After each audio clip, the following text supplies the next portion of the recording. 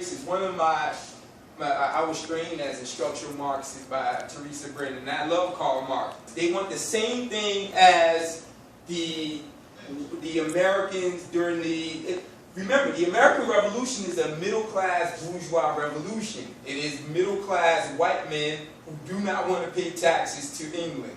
And they want to basically establish their own country and collect the taxes. The planter class want the same thing. Remember, this is an economic model during this world system from the 16th century, from the 14th, 15th, and 16th century. What you have is a global class system, a mercantilist system. So everything that was produced in the colonies had to go to France. So basically, the French planters were not making as much money as they could have by paying taxes to the metropole, which was France. So they want to basically separate Saint-Domingue from France. That's the white planter class. That's the first revolution. There's a parallel between what the French planter class wanted and the American Revolution. The second revolution that is occurring is led by the mulatto class.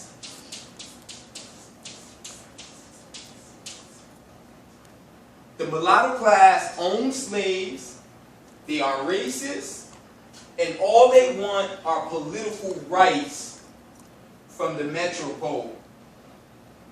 You all understand that? The metropole being France. Because they could not participate in certain professions. For example, they could not be doctors, lawyers.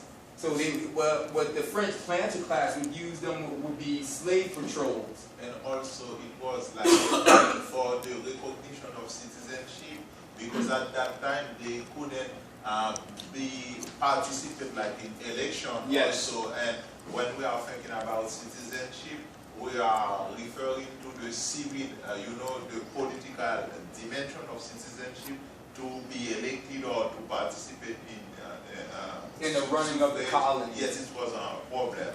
So they didn't recognize them as citizens. Yes. So they don't want the slavery to end. They don't want slavery to end. They're a slave-owning class. Okay, so French planter class are plantation owners. Yes. And mulatto class are black, free. They're mixed. They're mixed with the French? Yes. Okay. The third revolution is led by the Creole blacks, also known as affranchis.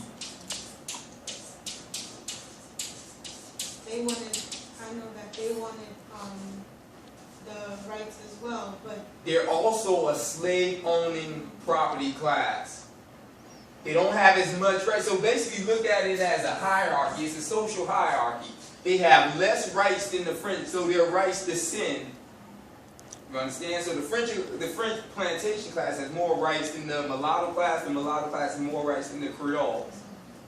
And the fourth, I don't like the term, but it was used, the bois. These are the Africans. Now, what you have to remember, when the Haitian Revolution, the date we give as the beginning of the revolution, 1791, over 70% of the population were directly from Africa when the Haitian Revolution begins. So do you understand the difference between Creole and Bossal? So they're Africans. They're born in Saint-Domingue, and they view themselves as better than the Africans. They view themselves, even though they were looked down upon. Okay, those are the four revolutions. Now, Hegel's master slave dialectic applies to these two classes, but not to this fourth class. And I'm going to explain why. Yes, to the mulatto and Creole, but not to the bois. And I will explain to you why. So, if you look at, and we won't bother for purposes to shorten this, for purposes we won't bother with the French so much. We're basically concerned with the mulatto, Creole, and bois, because these are the three classes that would inherit Saint-Domingue after the Haitian Revolution ends. Excuse me, in 1804, these three classes will inherit the island. You all follow? Yep. Okay. Now, so Haiti, Susan Buck Morris is absolutely correct. Haiti, Hegel's master slave dialectic applies to the mulatto class, because what will happen is the mulatto class, as well as the Creoles, they do not want to end slave. I won't say slavery. I'll say the plantation economy, because they will reproduce the plantation economy. But the Africans want nothing to do. In fact, after the revolution, there's a Haitian sociologist by the name of Jean Casimir. He called the Boissage will reproduce what he calls a counter-plantation system. It is from that I argue the counter-plantation system that Casimir is talking about comes from the voodoo ethic. It doesn't come from, he paints it as though it's a reactionary component of the Haitian Revolution. I argue it is not, but that's another topic, okay? So, whereas Hegel's master slave dialectic applies to the mulatto and Creole class, it does not apply to the Boissage, and I will explain to you why.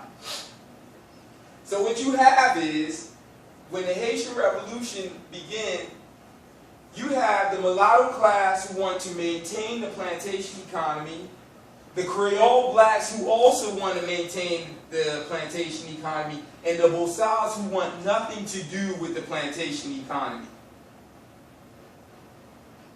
So if you understand, and let me explain to you. So if you look at Toussaint Louverture, Pétion, André Rigaud, they're racist. Rigaud, Pétion, they're racist. They view the Creoles and the Africans the same way the French do. Toussaint Louverture will establish a system called corvée. It's the same plantation economy. The only difference is you say, okay, you're no longer slaves, but you will work on the plantation. You will give a quarter of what you produce to your to the state, quote unquote, the state, a quarter